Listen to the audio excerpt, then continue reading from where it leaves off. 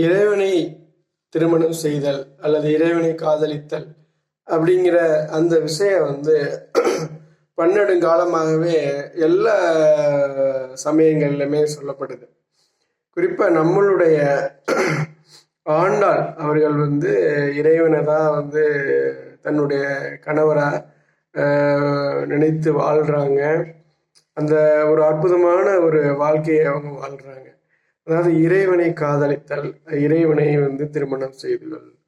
ஏன் அவங்க அந்த நிலைமைக்கு போறாங்க அப்படின்னா அதுல ரொம்ப ஒரு முக்கியமான ஒரு விஷயம் இருக்கு. இந்த ஆண்கள், அந்த மனிதர்கள் அவர்கள் உண்மையான அவளுடைய உன்னதமான அன்புக்கு பாத்திரம் ஆனவர்கள் அல்ல. அவங்களுக்கு தகுதி இல்லை. ஏன்னா அவங்கெல்லாம் ஒரு கசன் நிறைந்தவர்கள். கடவுள் மட்டும்தான் அவளுடைய உண்மையான அன்புக்கு தகுதியானவர் என்று அவர் நினைக்கிறார்.